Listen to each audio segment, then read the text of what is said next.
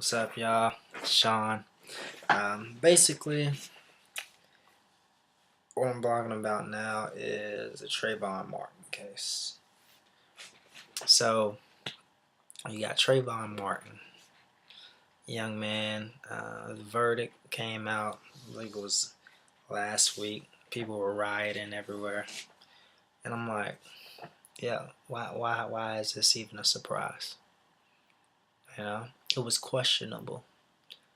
It was a black kid shot. It was questionable. How is this a surprise to you that Zimmerman would have gotten off? Like, I don't see how you guys can look at it as a surprise due to the fact that people get killed every day, especially black kids. Black kids kill each other. Black kids get killed every day and doesn't even make the news. Okay. The only thing special about this was there was ensued race things involved. So you got, and then they had something on the 911 call where it sounded like Zimmerman said coon, whatever the case may be. But bottom line is, you guys should not be surprised. I mean, think about it. If you really thought that he was actually going to go to jail, first of all, close relative of his is in the police, in the police department, works for the police. Yeah, he might be retired now. I'm not sure, but either way, he has ties in the police department. Both his parents worked with the government. Zimmerman has close contacts with the police department, and he's part of the neighborhood watch. You know, he could walk up to Trayvon and just shoot him in the head, then call the police and say that he shot him in the head, and he probably still would have got off. All he had to do was switch around the story a little bit. But I mean, am I disappointed? Nah, not really. I mean, my thoughts go out to Trayvon's family and everybody else involved that had to endure the duration of the entire case. But I'm not disappointed at all, because I can't really be disappointed if I already knew what was going to happen in the first place. Like, I kind of found, this is the thing though. I thought that he would get something, but I didn't think he would get off scot-free. So I guess in a sense, you could say I am a little perturbed about that. But I mean, it is what it is. The prosecution went for too much. Maybe they should have went for a lesser sentence. Or not a lesser sentence. Maybe they should have went for a lesser verdict. Maybe they shouldn't have went for murder one, or whatever they went for, manslaughter, or whatever the case may be, because it has to be proven without a doubt.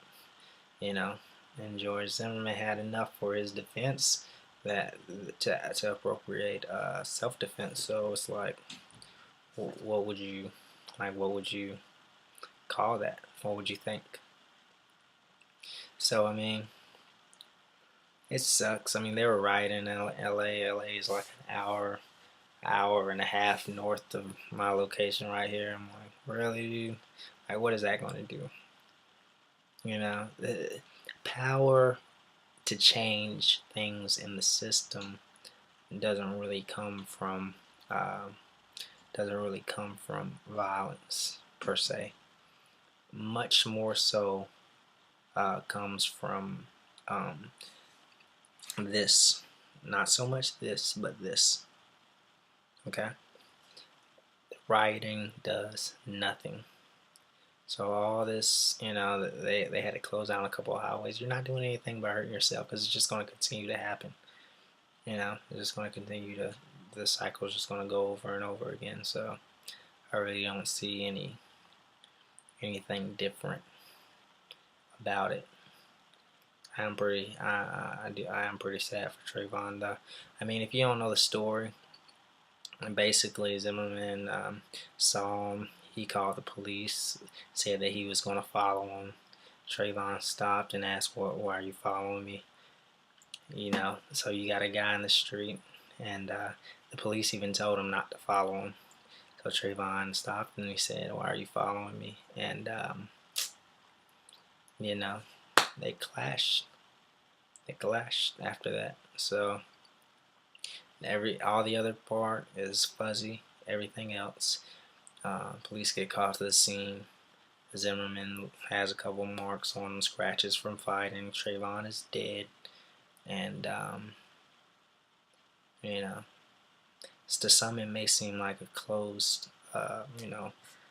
case. You know, you got a dead kid, a guy with a gun that was told by the police not to follow him. But what do you expect, man? But the only thing I will say is sad when it's 2013 and there's still people that get away scot-free for hate crimes. And you could say, do I believe Zimmerman's a racist? No, I don't. You could say that he is, but I don't think. But I do think there's stereotypes, the stereotypical view of black people that he had and still does have in his mind that led him to follow Trayvon and to assume that he was doing something bad or intending to commit a crime.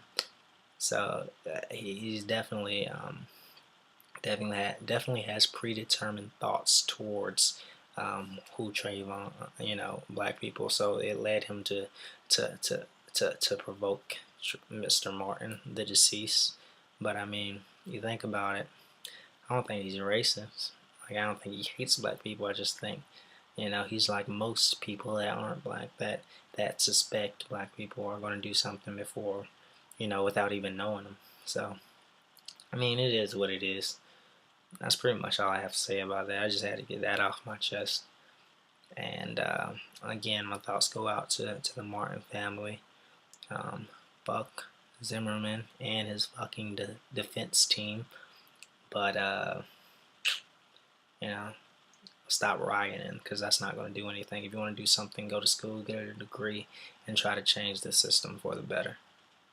All right, it's coming from you, Sean.